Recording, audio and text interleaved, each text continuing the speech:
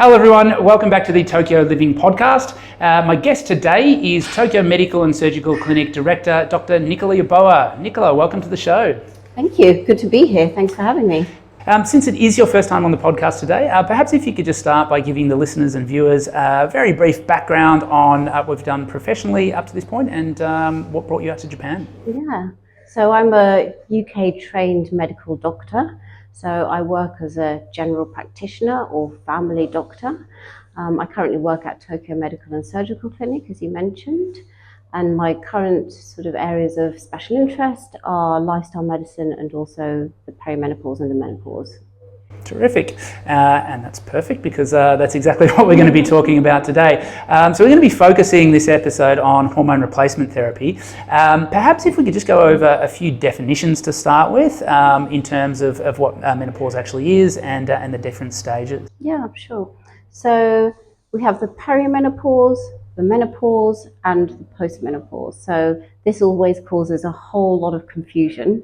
The perimenopause is, as the name suggests, peri being around the menopause, and symptoms generally tend to start sometime from the age of 45 onwards. The menopause is a retrospective diagnosis, and that means that we make the diagnosis looking back, and you have to have been without any periods for a whole 12 months to be defined as a menopause, and that on average is at the age of 51. So all of the period of a woman's life after the age of that is classified as being postmenopausal, basically. So that's the postmenopause. Some women, so a small percentage of women actually have what we call an early menopause. So that means that they start developing symptoms before the age of 45. And some women, a very small percentage, but we still do see them, would have a menopause before the age even of 40. And those ladies have what we call premature ovarian insufficiency. And, you know, that's also something to consider in younger women as well. Okay. And what are the sort of signs and symptoms related to menopause?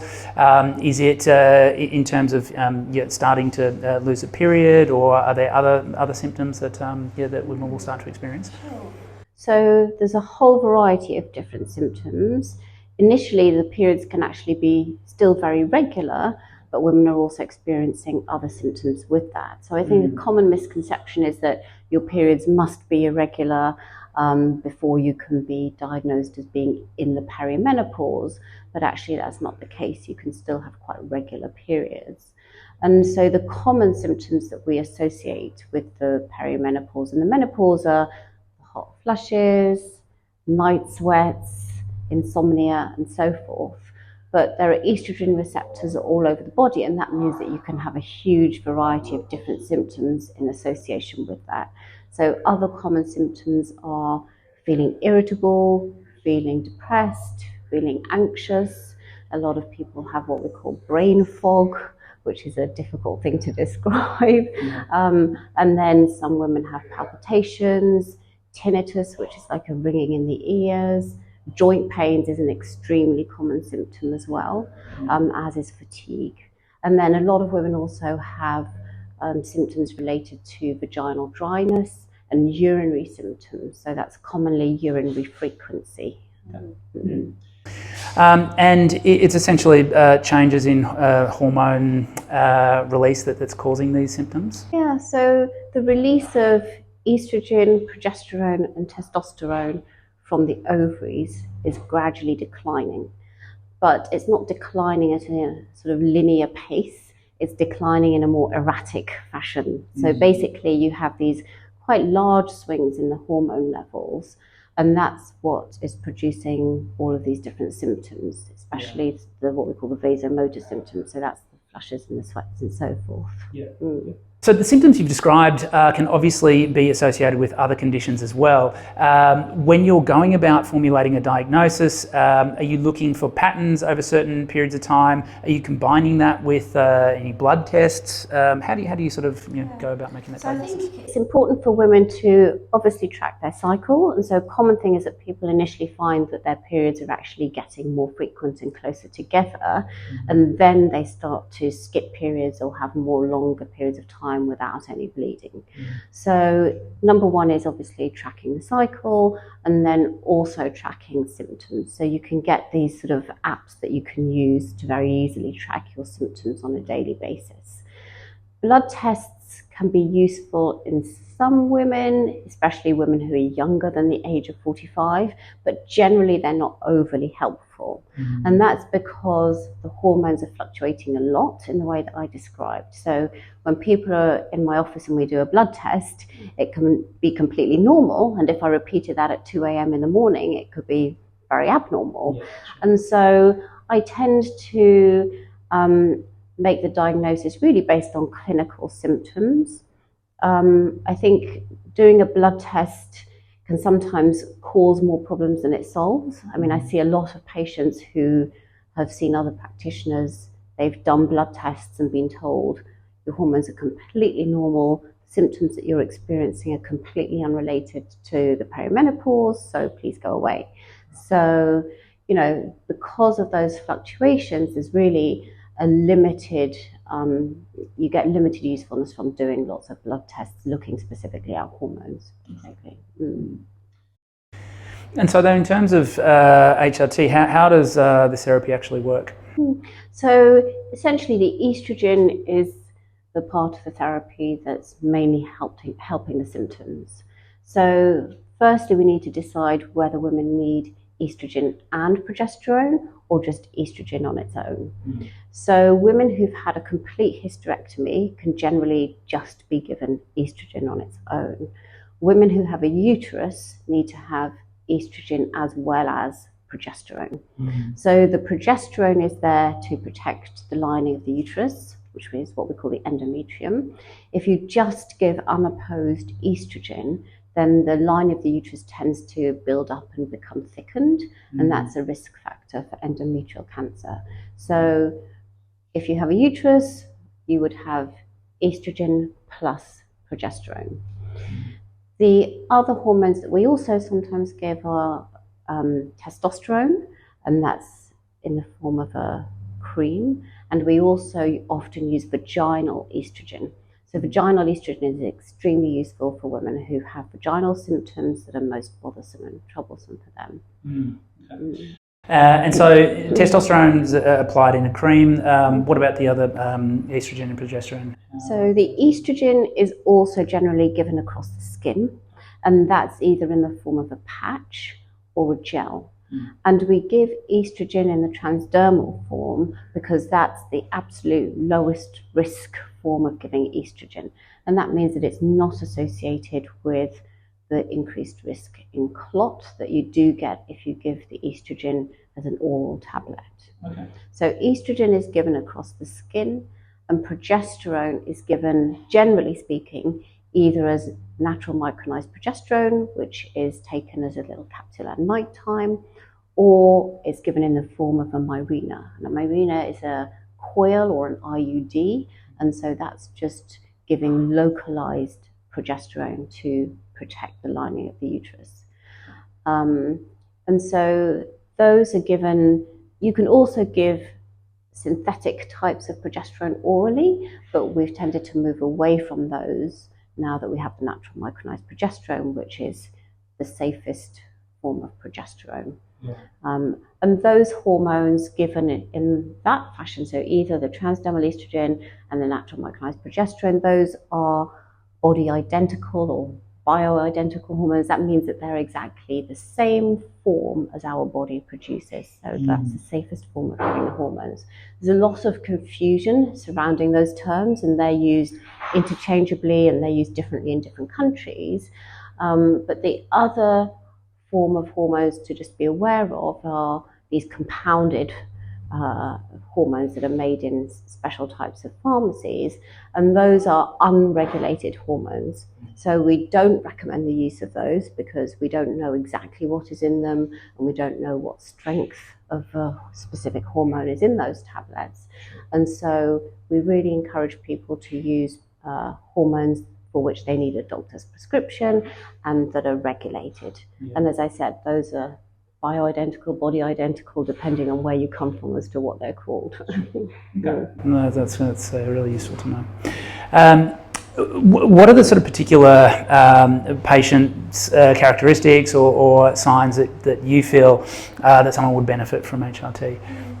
So the main benefits that patients want from the hormones is often symptomatic relief of their symptoms. Yeah. And the estrogen is going to relieve the hot flashes and the sweats fairly quickly, actually. People often notice an improvement in their symptoms even just after a few days. Mm. Some of the other symptoms take a little bit longer to improve. And so you need to really give it a bit of time before you judge whether you think it's worked or not. Yeah. I think the other area of benefit is from a point of view of chronic diseases. Mm. So that's predominantly cardiovascular disease and bone health, possibly Alzheimer's, but we're still not entirely sure about that. But we know that there's significant loss in bone density around the time of the menopause, and the estrogen is very protective for that, and is actually a licensed treatment for osteoporosis in some countries. Okay. Is Japan one of those countries, or no? It's just a silly question. Maybe in 20 years' time. Yeah. Okay. Yeah. Understood.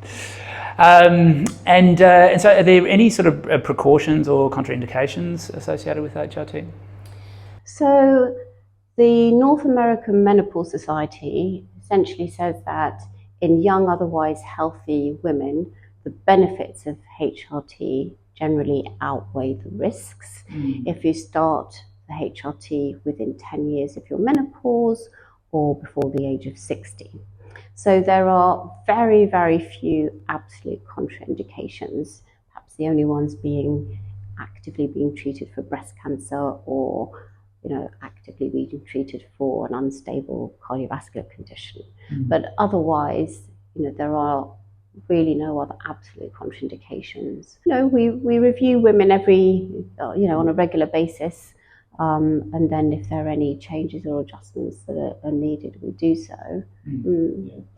I was actually speaking to my mother about this a couple of days ago, and she is in her mid-70s now, and she sort of commented that back in the day, it was quite normal, at least in Australia, for most women going through menopause to be put on an HRT.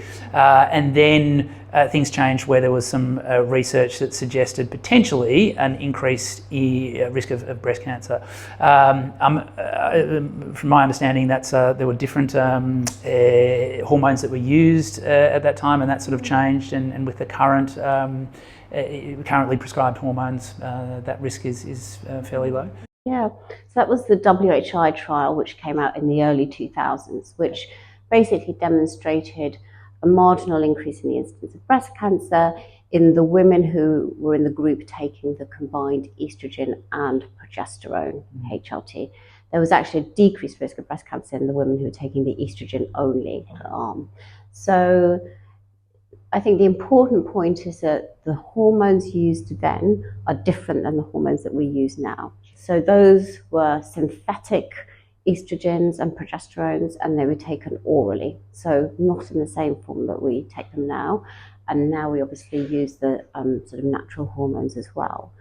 And I think the conclusion to that now is that, so far as we understand it, it was probably the progesterone that was causing that marginal increase. And as I said, we're not using that progesterone now. The background risk of breast cancer is anyway 1 in 8. And I think that it was also taken a little bit out of context from a point of view of there's an increased risk of breast cancer in women who drink 2 or more glasses of alcohol a night. There's an increased risk of breast cancer in women who are obese, and actually a much larger increase in breast cancer in those women compared to the small increase that was demonstrated with the old types of HRT. I think we also forget there's an increased risk of breast cancer with the oral contraceptive pill. Yeah. So, you know, I think everything has to be taken in context as well. Yeah. Currently, with the hormones that we use, we know that there's definitely no increase in risk of breast cancer for the first 5 years of taking these types of hormones. And, you know, there may possibly be a marginal risk after that, but again, significantly lower than any of the other groups that I've just described. And you talked about sort of duration of treatment there. What is sort of a typical duration of treatment? If you've made a working diagnosis, how soon might you start a patient on the medication, and how long might they take it for? So every woman's journey is different. Some people want to think about it. Some people want to start straight away. It's very variable. But most women take it for several years. So in the past, it was a sort of arbitrary, you take it for 5 years and then you stop. But actually, that's not really based on any evidence. And so now many women take it for much, much more than 5 years. So it's really dependent on what the individual patient wants to do, whether they develop any other medical conditions over time, and so forth. And if someone is starting on HRT, are you looking at other sort of lifestyle modifications or anything else that you're going to address with them? Yeah. So I think the important thing to remember is that for women, they have a sort of their 45% of the mortality in women is from cardiovascular disease, right? Not from breast cancer, right? And so I always also address the cardiovascular risk factors at that same time, which is a great time to just sort of cover all of those things as well. Sure. So unfortunately, the hormone changes are causing an increase in central obesity, causing an adverse lipid profile, increasing the risk of high blood pressure and type 2 diabetes. So it's extremely important to address all of those cardiovascular risk factors at the same time. Yeah. And in fact, if I'm going to do any blood test, I'd probably be checking for those things. And so, you know, it's a really good time to have a conversation about exercise, diet, things that will be beneficial from a perimenopause point of view, but those same things that will be beneficial for them from a cardiovascular point of view. And as I said, again, that's one of the big killers. So we're always trying to modify those whenever we can. From a dietary point of view, it's obviously important for people to make some modifications. And so I like to make sure that women have a good calcium intake in their diet. If it's necessary, supplements may be needed, but if people can get enough calcium from the diet, then that's the best way of taking it. Vitamin D, again, that's a tricky one to increase from a dietary point of view, and some people do need a supplement for that. So those are both extremely beneficial for healthy bones, and to, you know, try and avoid as much as possible this significant bone loss that we get around the time of, or loss of bone density rather, that we get around the time of the menopause. I often encourage women to do a DEXA scan, a bone density scan, in order to have a baseline as to where they're at with their bone density as well. Other dietary things are obviously trying to decrease their intake of sugar, because sugar is just so pro-inflammatory anyway, and their refined carbohydrates, you know, and just to be very aware of eating what I call naked carbohydrates, so just having carbohydrates on their own without any healthy fats, proteins, fiber, and so forth. And increasing fiber intake is extremely important. If people are not eating that much fiber, I really advise them to very, very gradually increase their fiber intake, because otherwise they'll be back telling me they're bloated and cramping and all the rest of it. So it's important to just increase the fiber intake very slowly if you're not having enough fiber on a daily basis. From a physical activity point of view, you know, just trying to find something that people enjoy is the most important thing.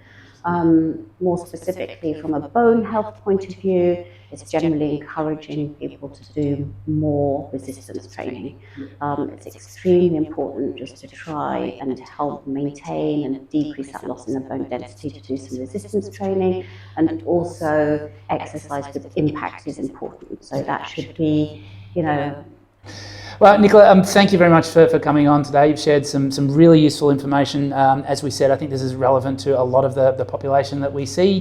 The English-speaking people living in Japan are predominantly sort of middle-aged, so I think it is really relevant. And really appreciate your time today. All right, thank you for having me. So if you are sort of experiencing these sort of symptoms and you're at that stage in your life, then as we said off the top, Dr Yeboah is an expert in this, so please don't hesitate to see her at Tokyo Medical and Surgical, and we'll put the clinic details in the show notes. Thanks for watching, everyone, and we'll see you on the next episode.